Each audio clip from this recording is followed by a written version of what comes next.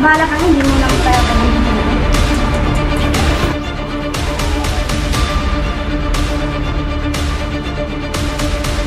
Ayos ka lang? Oo, ako. Tamahan ka. Wala nga akong magbabayad eh. Ayos ka na! Ayos ka na! Shai! Ano ka, Pega? Kamusta? Ayun, application pa rin hanggang ngayon. So, ibig sabihin ba yan? Wala ka pa rin trabaho? So, pinapamukha mo sa akin na maswerte ka kasi meron kang trabaho at ako wala.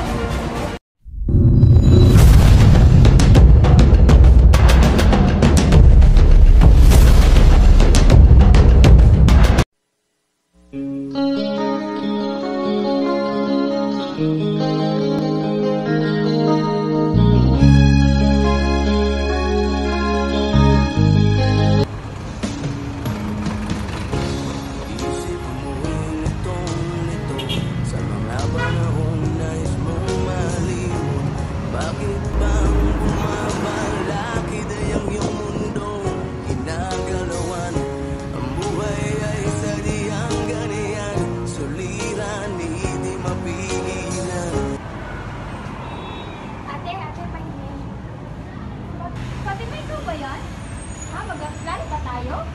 Ikaw nga! Pero, ba't ka hindi yun? Diba dati, ikaw lagi nang masapasok na makakapagpag-usap ko. Sa dami ba naman ng bayarin ng pagkulang ko at pagkakagastusin. Kaya ito ngayon, nandilimus ako para makatain. Ganun ba? Saklap naman ang nangyari sa'yo. O siya, bigyan na lang kita ng pera. Pasensya ka na ha. Ito lang makayanan ko. Sana makatulong ito sa inyo. Okay, salamat. Salamat din magkain ako.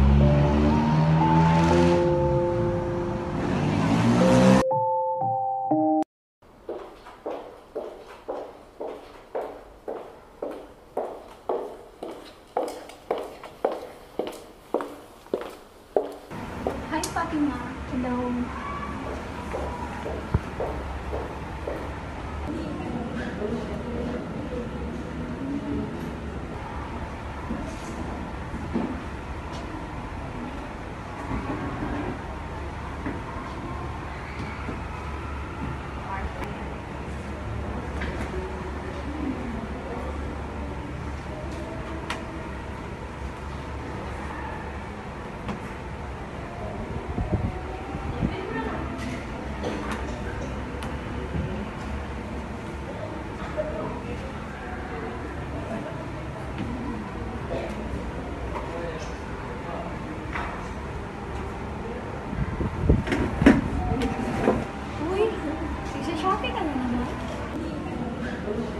Oo, pero sige na, deserve ko rin naman to. May pera, trabaho naman ako. Hindi ko na kailangan problemahan ng pambabayad ko.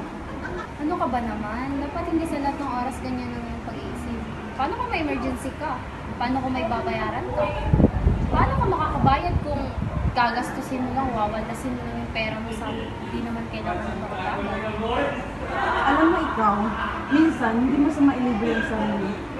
Yun na nga eh, kasi sa'yo araw-araw. Bahala ka, hindi mo lang kaya gagamitin ko.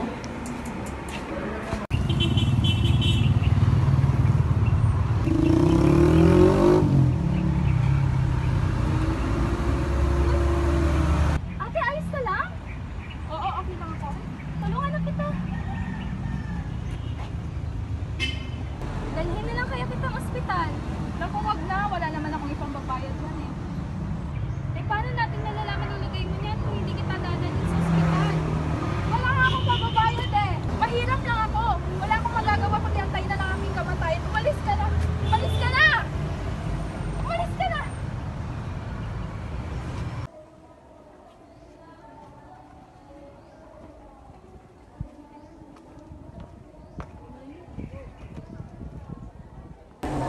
Shai! Di ba nag-apply ka? Kamusta? Ayun, application pa rin hanggang ngayon. So, ibig sabihin ba niyan wala ka pa rin trabaho? So, pinapamukha mo sa akin na maswerte ka kasi meron kang trabaho at ako wala. Hindi naman sa ganun. Ang sa akin lang. Di ba may bayaran ka pa? Eh, pwede naman ako maghanap sa'yo, di ba? Pero, maghanap ka na lang kayo ng ibang trabaho. Hindi ganun kadali yun. Sinubukan ko lahat. Lahat pinasukan ko, pero wala. Okay?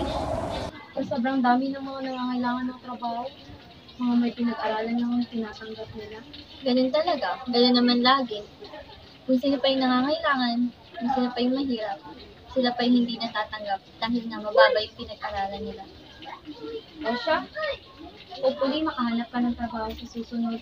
Alis na ako. Sana nga. Sige, bye. Ingat. Ang dami-dami talagang epekto ng kahirapan sa pamumuhay ng isang tao. Ang isang problemang hindi nasusolusyonan maging sa Pilipinas. Ang daming taong apektado, hindi nakapag-aral, nawalan ng disiplina sa paggamit ng pera, hindi matugunan ng pagpapagamot, walang trabaho at iba pa. Ngunit sa tingin ko, nasa tao naman talaga yan. Basta maging masinop, masipag, maparaan at matyaga ka lang,